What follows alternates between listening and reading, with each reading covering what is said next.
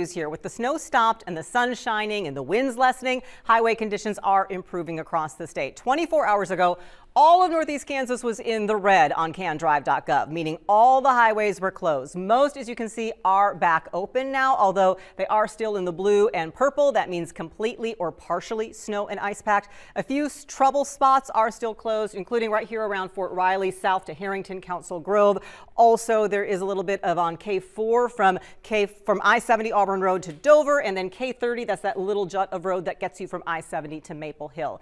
We're still seeing what you are dealing with on our weather pictures on WIBW.com. You know I'm a sucker for pets, so that is, it's that deep. It's that little puppy deep from that picture. Thanks for sending that in. A lot of measurements, a lot of snow-covered vehicles, and then not gonna lie, this is my favorite. Make sure you're protecting your pets and their paws when you are out and about with them today. City of Topeka street crews are now working their way through residential areas of the city. They started late last night. They will be going east to west and say it could take 2 to 4 days before they make it all the way across town. To help them out, they ask anyone who is able to move their cars off the streets into driveways. Those already narrow residential streets are even tougher to get through if cars are parked along the curbs. You will hear from the city street supervisor tonight on our news at 5 and 6. And it has been a major effort for road crews really since Friday when they began prepping for their storm. Dave Studebaker is KDOT's Topeka Area Superintendent. I thank you for taking a moment with us today. We visited on Zoom last night when you were right in the thick of things. Yeah.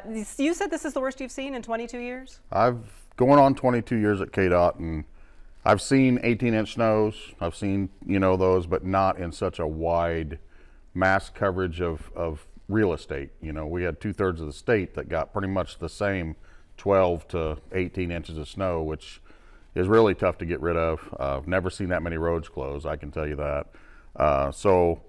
It's kind of an unprecedented type of a winter storm that we just don't see every day. We got those alerts on the cell phones at 6 last night, 6 o'clock this morning again as well. They sounded, aside from it just being slick and dangerous, what was the reason for making that call to just close the highways, to tell the public they are closed, don't go there? The primary reason was not the slick. That wasn't even part of it. It was mainly the bulk of snow that was on the roads was literally high centering people. You couldn't see where the road was, and we had people that were getting stuck and stranded right smack dab in the middle of I-70, and that in turn creates a blockage for us trying to get rid of that material that's causing them problem. And there was times we had traffic jams of sorts of people stuck, and we couldn't get past them, so we were part of the problem, and it was really an issue.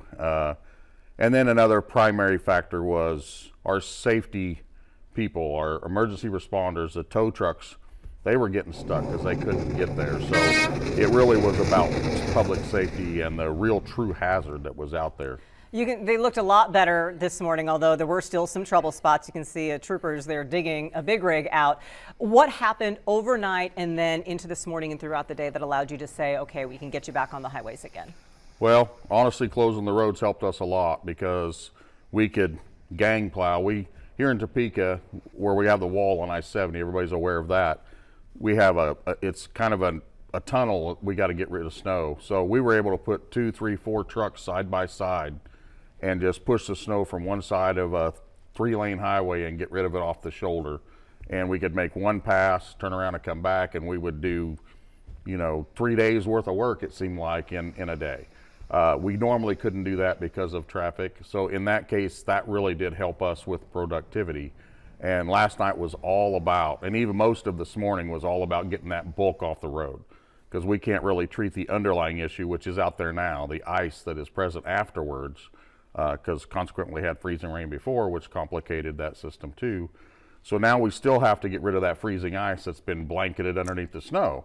So now we got to start the melting process and start putting material out there, chemicals, salt out there to get the melting process to start. What does the public need to keep in mind as you go through that process? I imagine first it means your trucks are still out there on the road. Yeah, we're not going home.